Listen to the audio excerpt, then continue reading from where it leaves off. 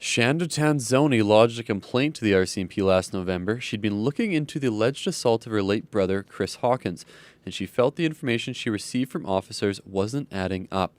Now she has a police report from the RCMP that shows neglect of duty. So part of my healing process in this grief was making sure that his voice was heard and finding out the truth. She says her brother was searching for work on farms in the Melfort area in late August. The document from RCMP shows when police responded to a call claiming Hawkins was trespassing, officers found him tied up and beaten. He was arrested on charges including trespassing and break and enter. The report, a response to her complaint, says he was viciously and unnecessarily assaulted. Hawkins apparently pleaded with the officer to charge the men, but they were never arrested. Hawkins was taken to the Melfort Hospital and then later airlifted to Saskatchewan. And despite there being video of the alleged assault, the report shows that Constable Alphonse Noe did not try to corroborate Hawkins' claim of assault or the claims against Hawkins. Tanzoni says her brother struggled with mental health challenges that made managing situations like these difficult. He was a person that was loved, and he had a lot of family support. And I think that in this situation, he was treated like a nobody.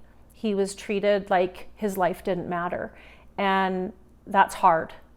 The charges against Hawkins were stayed after his death, which was about a month after the assault.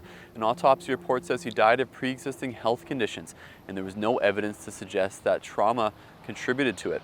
Even though the coroner's initial findings don't show the assault led to his death, Tanzoni believes to some degree it did.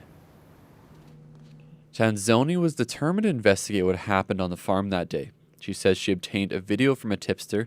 The RCMP complaint investigator says without it, the two men would not have been charged. 6 months after her brother was found at the farm, Adam and Peter McLean are now facing assault and forcible confinement charges. Their case comes up again in August. The report offers an apology to Tanzoni, but she still wonders whether her brother's case will actually change RCMP response to incidents. I would always want an RCMP to treat someone like it was their own mother or father, brother or sister, when they come into a situation like this, and not just a nobody laying on the ground.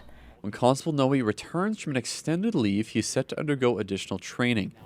Another RCMP officer, Staff Sergeant Darren Simons, was found to have provided incorrect information to Tanzoni. He retired after the incident and is no longer in the purview of the RCMP. Neither accused or the RCMP officers have responded to multiple requests for comment from CBC. Dane Patterson, CBC News, Saskatoon.